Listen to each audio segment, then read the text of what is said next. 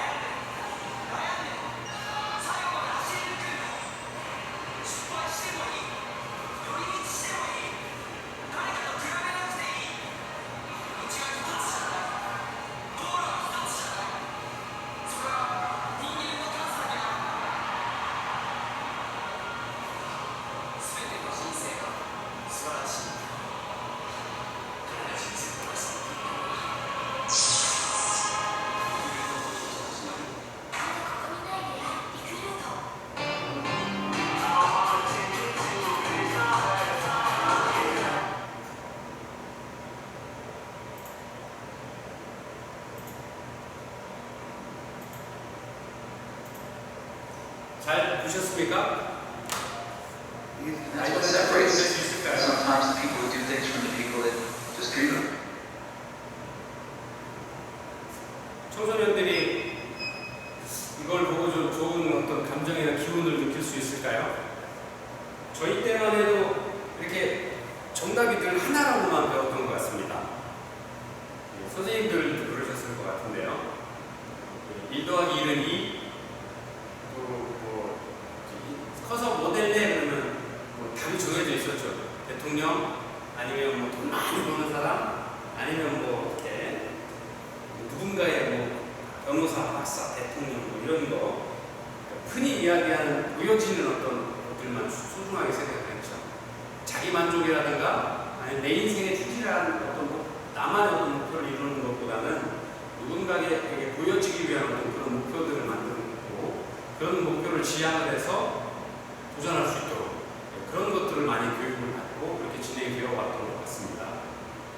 근데 제가 요즘에 이제 아이들을 상담하고 만나보면서 과연 지금 바뀐 세상에서의 지금 아이들은 어떤 생각을 갖고 있는지 또 그렇게 교육을 한다고 해서 그 아이들이 그걸 다 받아들이나 하는 그런 의문점을 갖게 되었거든요. 잠깐만요.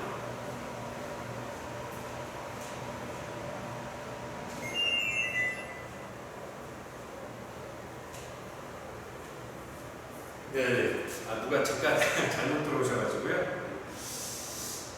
그래서 그런 부분들을 우리가 어떻게 아이들의 시각에서 맞춰서 설명해주고 너의 인생이 정말 소중하고 네가 지금 어떻게 노력하는지에 따라서 앞으로 고등학교 졸업 시기에 어떤 모습으로 바뀔지 또 대학을 갈지 안 갈지 모르지만 5년 후에는 너의 모습이 어떻게 그려질지 또 그런 모습이 계속돼서 10년 후에 20년 후에는 어떻게 될지를 좀 알려줄 필요가 있다 하는 것들을 생각을 하게 됐습니다. 그래서 좀 정서적으로 심리적으로 어떤 동기부여도 해주고 응원해줄 수 있는 기운을 북돋아줄 수 있는 그런 어떤 자리를 좀 만들어 보고 싶어서 많은 고민을 하고 있습니다. 그래서 좀 찾아보다가 발견을 했는데 선생님들한테도 공부하시는 과정이 지금 힘드시고 또 이제 온라인으로 또 수업을 하시다 보니까 더 이제 혼자와의 어떤 많은 노력이 더 필요한 어떤 그런 수업 방식이 되어서 많은 어려움도 있으시고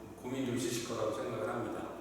어쨌든 그런 것들을 좀 잘 슬기롭게 이겨내시고 또 어려우시면 저뿐만 아니라 담당 교수님들이나 학교에 연락을 하셔서 이러이러한 부분들이 너무 어렵다 좀 바꿔주면 안 되겠느냐 이야기를 하시고 그런 부분들을 통해서 슬기롭게 이 과정들을 잘 이겨나갔으면 좋겠습니다.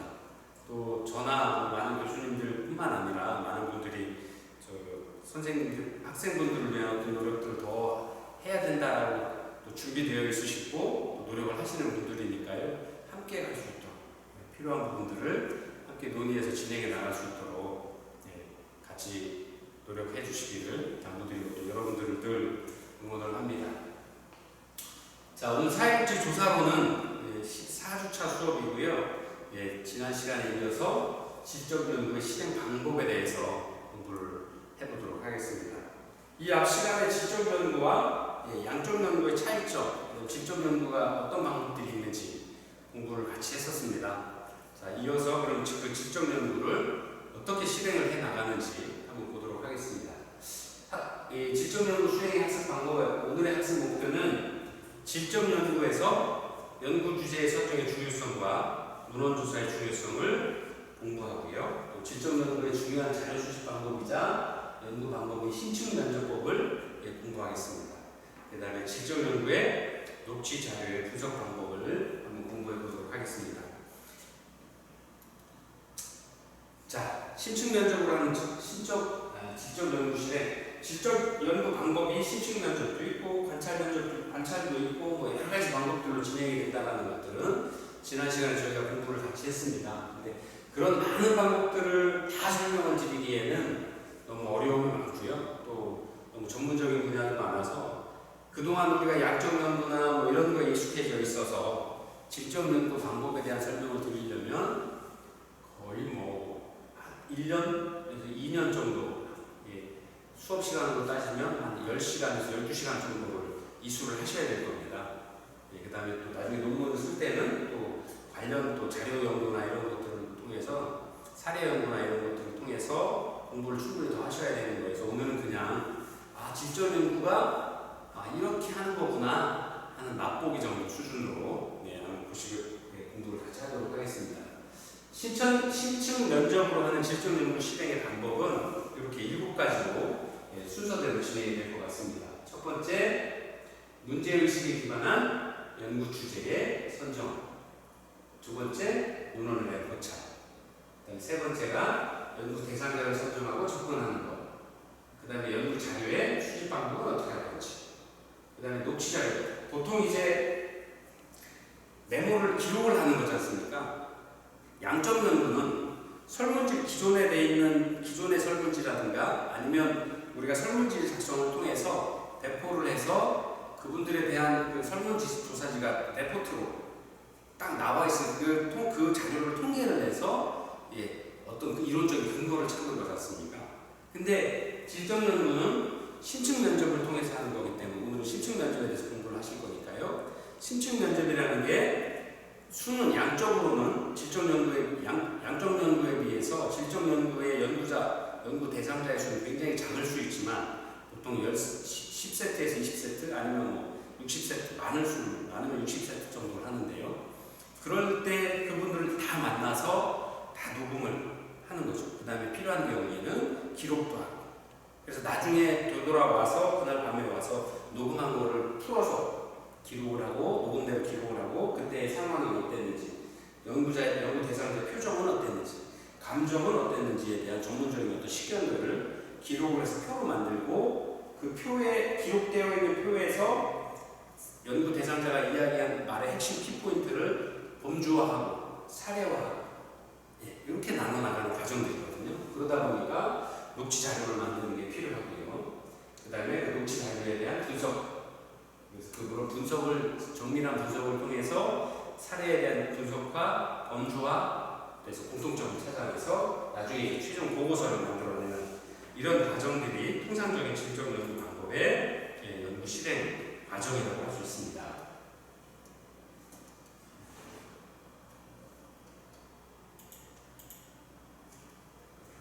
자, 그럼 하나씩 한번 같이 볼까요? 여러분들 교재 오늘 14장이죠? 한번 같이 교재 펴보도록 하겠습니다. 자, 여러분들 교재 268페이지입니다. 자, 연구 주제 선정 및 논문 고찰 이렇게 보시면 첫 번째, 문제의식에 기반한 연구 주제를 선정해야 된다.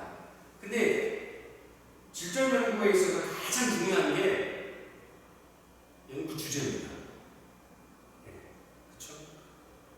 그래서 연구 주제가 내가 관심 가지고 있는 분야가 무엇인지, 그 다음에 내가 관심 가지고 있는 사회 문제라고 인식하는 것 중에서 어떤 방법으로 연구를 하는 게 좋은지, 그거에 따라서 질적 연구를 갈 건지 양적 연구를 갈 건지 선택을 하게 돼 있는데, 지난 시간에 공부하셨던 것처럼 양적 연구는 많은 수의 사례들을 통해서 이 사례들에 대한 귀납적 방법, 연역적 방법, 어떤 방법으로 합니까? 연역적 방법에 의한 거죠. 어떤 이론을 가설을 세우고 이 가설이 참인지 거짓인지를 밝힘으로써 가설이 참이면 가설을 인증하는 거고 가설이 거짓이면 가설을 폐기하는 거잖아요.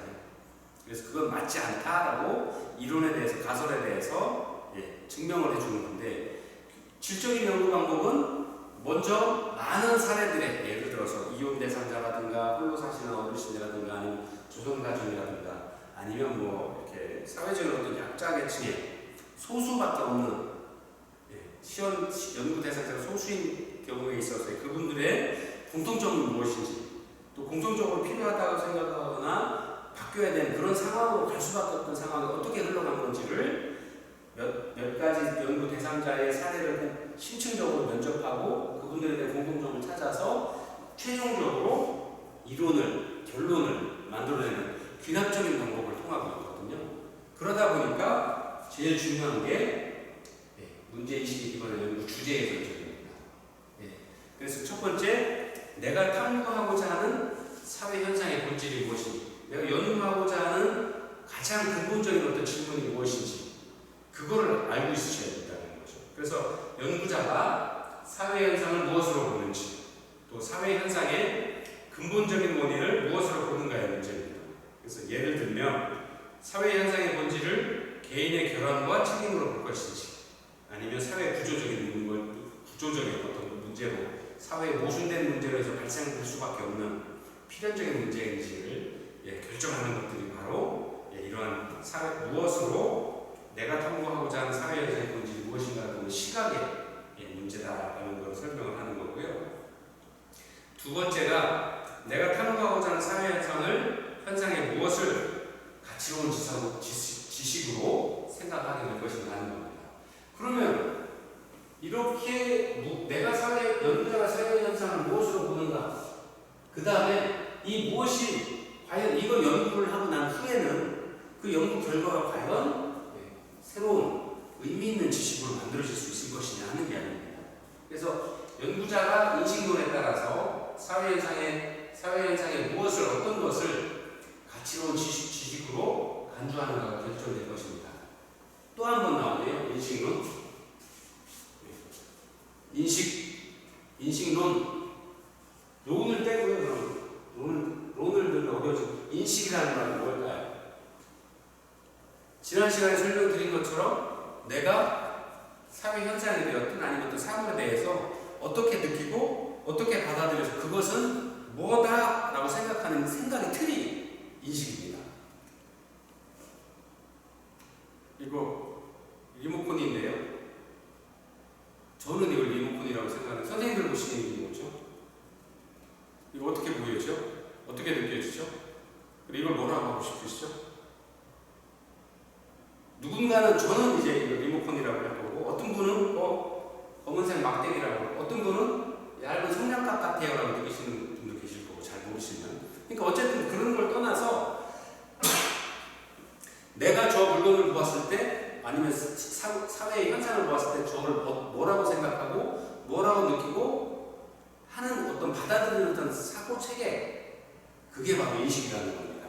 그래서 그 생각하는 방식이나 사고 체계에 따라서 사회 현상이 어떤 게 가치로운 지식으로 간주할 수 있다 하는 것을 결정하는 것, 그게 바로 두 번째 문제입니다. 그래서 객관적으로 측정 가능한 것만을 지식으로 간주하는 것은 양적 연구라고 하죠. 객관성. 그래서 보통 지난 시간에 말씀드렸던 것처럼 연구자와 연구 대상자는 어떠한 연관도 없어야 된다고 이야기를 하죠. 그렇죠? 그게 바로 이제 양적 연구의 특징이고요. 질적 연구는 연구 대상자의 사인과 경험에 관한 이야기를 자료로 해서 그것을 지식으로 간주한다. 이게 질적 연구입니다. 그래서 질적 연구에서는 연구 대상자와 연구자가 감정적으로 서로 납고 형성하고 어떤 감정적인 끈들이 잘 연결될 수 있는 것도 중요한 연구의 과정이라고 설명을 하고 있습니다. 또 세 번째는 연구에서 다루고자 하는 연구 주제가 무엇이냐 하는 이야기입니다. 그래서 문제의식에 기반한 연구 주제를 선정을 해야 되는데, 첫 번째가 사회현상의 본질을 어떻게 보는지, 두 번째가 그럼 사회현상이 어떤 게 연구로서 의미가 있을 것인지, 의미 있는 지식으로서의 가치를 가질 수 있는 건지, 세 번째가 그럼 연구자로서 다루고자 하는 연구 주제가 무엇인가 하는 겁니다. 그래서 구체적으로 무엇이 관심이 있고 무엇이 연구 문제인가 하는 것들을 스스로 질문을 하고, 그거에 대한 답이 완전히 나왔을 때 연구의 방향도 정해지고 연구 주제가 정해질 수 있다는 겁니다. 그래서 연구 주제를 예를 들어서 진폐근로자가 어떤 노예인 거 아시나요? 옛날에 우리나라 강원도에 여탄 많이 캘 때, 탄광이 많았을 때 거기에서 일을 하셨던 많은 근로자분들이 생계를 위해서 탄을 캐셨지만, 호흡 과정 중에서 아주 미세한 탄가루를 마셔서 폐의 기능들이 많이 저하되시고, 이로 인해서 건강을 잃으시고 건강상의 어려움을 호소하는 경우들이 많았죠. 그래서 그러한 분들에 대해서 어떤 것들이 필요한지, 그래서 예를 들어서 연구 주제가 진폐근로자에 대한 재활 프로그램을 개발을 하기 위한 어떤 연구 주제에 관심이 있었다라고 하면, 이런 것들을 연구 주제로 만들기 위해서 연구 문제는 어떻게 나와야 되느냐, 왜 많은 사람들이 진폐증에 걸렸냐, 왜 걸릴 수밖에 없었느냐 하는 것, 이런 거에 관심이 있어야 되는 거예요. 두 번째가 그러면 왜 지배적으로 예방하지 못했지? 네. 또 세 번째가 그러면 발생된 지배층의 문제를 어떻게 처리할 건데 우리가 하는 것들이 이러한 세부적인 연구 주제나 연구 문제를 가지고 있어야 질적인 연구로 다룰 수 있고 이런 문제의식이 기반해서 이러한 연구 주제를 선정할 수 있다는 겁니다. 그래서 질적 연구가 되었든 양적 연구가 되었든 이러한 연구 주제를 선정할 때 많은 고민들을 연구자는 할 수밖에 없는 거죠. 또 그런 내가 관심 있고 연구하고자 하는 그 주제에 대해서 어떤 방법으로 갈지를 연구 주제를 선정을 하면서 결정이 되는 거죠. 예를 들어서 질병의료자는 우리나라 전체 인구에서 몇 프로나 될까요? 그 다음에 모든 탄광에서 일을 하셨던 분들이 다 지배증에 걸리나요? 그건 아니죠. 소수시잖아요. 전체 인구를 봤을 때. 아니면 탄광에 종사하는 많은 분들의 전체 인구를 봤을 때 일부밖에 될 수가 없는 거잖아요. 거기 뭐 사무직도 계셨을 거고 영업직도 있을 거고 또 탄을 캐는 게 아니라 일단 공장에서 탄을 만드시는 분들도 계셨을 거고 그런 모든 분들이 연탄을 만들기 위한 석탄 산업에 연관되어 있어서 그런 산업에 종사하시는 분들인데 그 많은 분들 중에서 신태증에 걸리신 분들 전체 석탄 산업에 연관되어 있는 산업에서 근무하시는 분들 중에 예를 들어 10%, 15%일 거다라는 거죠.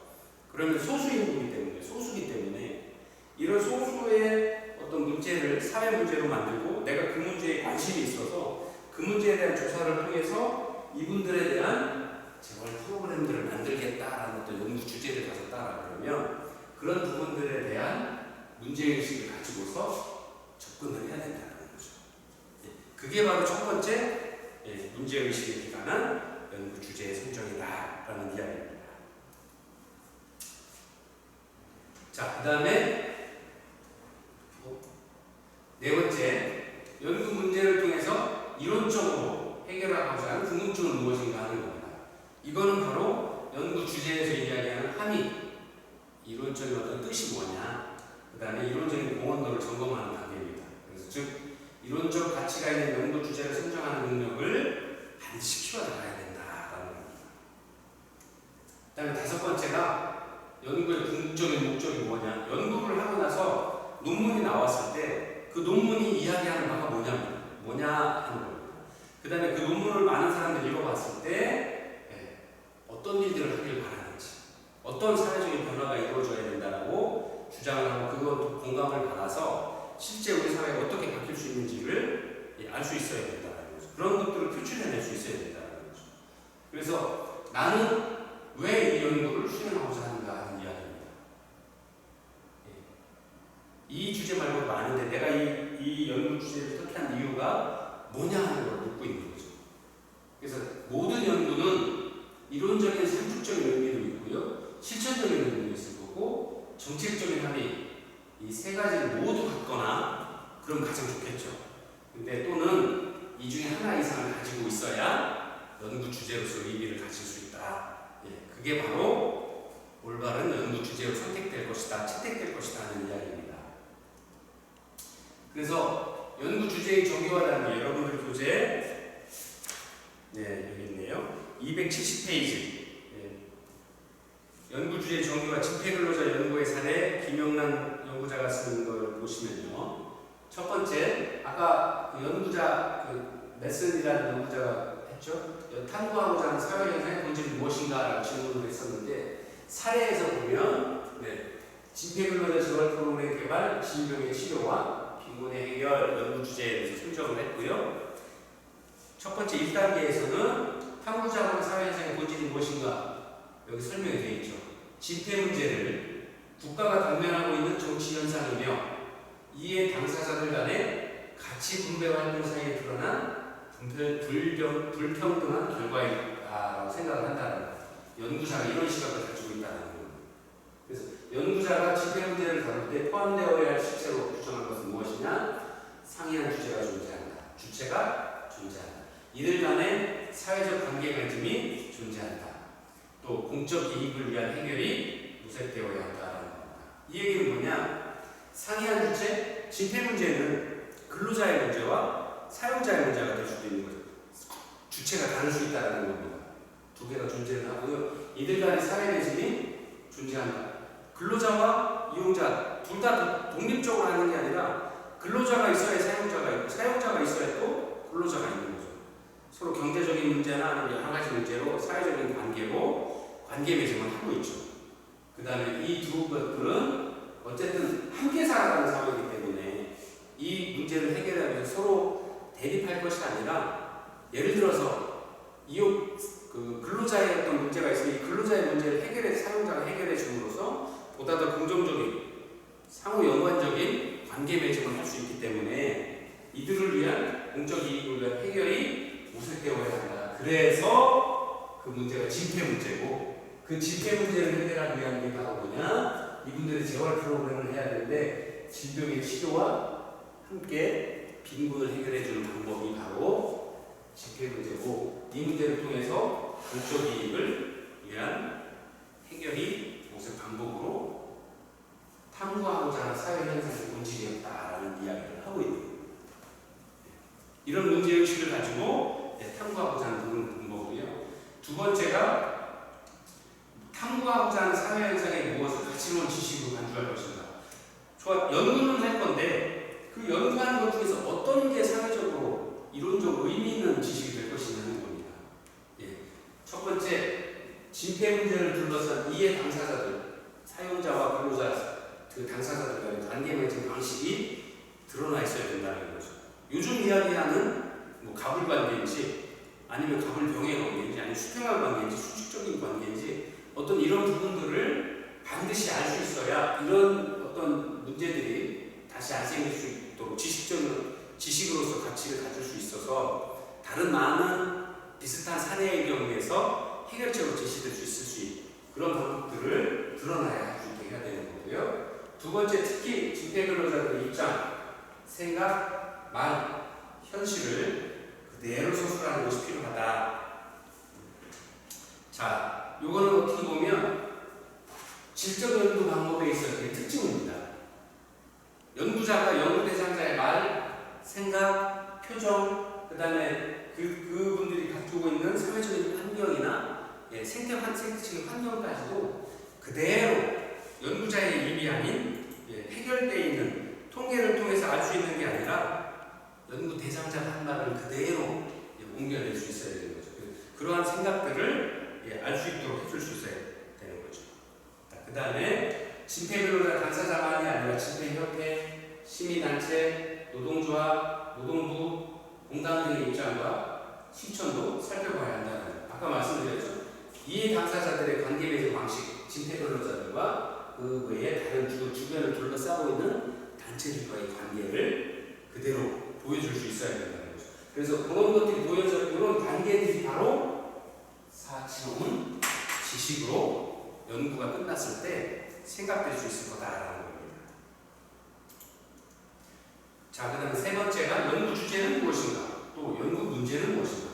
연구 주제, 연구 문제, 연구 주제가 있어야, 주된 제목이 있어야 이 주된 제목들을 확인하기 위한 작은, 우리가 이제 프로그램 개발과 목표 시간에 배웠던 거 아니면 조사론 때도 배웠던 거, 목적과 상위 목적, 또 목적 밑에 목표를 정하고 이 목표에 실천 목표로 하위 목표를 정하잖아요. 그것처럼 연구 주제는 상위 목표, 연구 주제는 상위 목표, 연구 문제는 이 상위 목표를 달성하기 위한 하위 실천 목표들인 거죠. 그렇게 이해를 하시면 됩니다.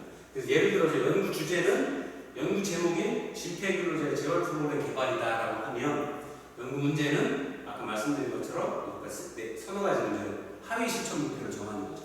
첫 번째, 많은 사람들이 심폐증에 걸린 이유가 무엇인가? 또 왜 이들은 심폐증을 예방하지 못했는가? 또 세 번째, 심폐증 환자들은 현재 어떤 삶을 살고 있는가? 네 번째, 심폐증 문제를 어떻게 해결할 것인가? 요 네 가지 연구 문제를 잘 연구함으로써 이 결과를 가지고 연구 주제를 달성할 수 있게 되는 거죠. 자, 4단계 이론적으로 해결하고자 하는 궁금증은 무엇인가? 연구 주제의 이론적인 공헌도는 어떤 건가 하는 걸 점검할 수 있다는 건데요. 실제 사례를 보면 집회 문제를 해결하고자 하는 궁극적인 문제로 진퇴 문제라는 이론적인 문제를 질병의 차원보다는 산업재해와 빈곤, 노사관계와 사회정책의 차원에서 논의하는 점에서 이론적인 구멍과 있을 수 있을 것이다. 이렇게 풀어서 쓸 수 있는 거죠. 그 다음에 5단계가 연구의 궁극적인 목적은 무엇인가? 왜 그 이야기는 왜 연구를 수행하고자 하는 겁니다. 그래서 집회 문제를 통시적으로 다루고 이를 종합한 결론을 통한 재활 프로그램의 내용 구성이 궁극적인 목표다. 지금 집회 근로자의 재활 프로그램, 새로운 재활 프로그램을 개발을 하기 위해서 질병의 치료와 빈곤의 문제를 해결하는 건데 이러한 사용자와 근로자 간의 관계를 적나라하게 드러내서 어떻게 하면 상호 윈윈할 수 있는 관계로 만들어줄 수 있는지 또 그런 것들을 통해서 아까 보신 것처럼 개인의 질병의 차원이 아니라 그런 석탄사업에 근무했던 사람들이 그걸 산업재해로 피해를 얻을 수밖에 없었던 거고 이 산업재해를 얻음으로써 빈곤에 관한 문제 또 노사관계에서의 문제 또 우리 사회 정책에서의 차원에서 이런 문제들을 가지고 함께 통시적으로 사회 구성원 모두가 함께 논의하고 우리 시대의 문제라고 생각을 하고 이를 조합해서 결론을 내려서 우리가 목적으로 하는 재활 프로그램을 만드는 것 그것이 목표다라고 연구 문제를 설명하는 과정들을 설명을 하고 있는 겁니다. 이론과 실제 사례를 한번 같이 보면서 설명을 드리니까 훨씬 이해가 쉽죠? 잠깐 쉬었다가 두 번째 수업 진행하도록 하겠습니다.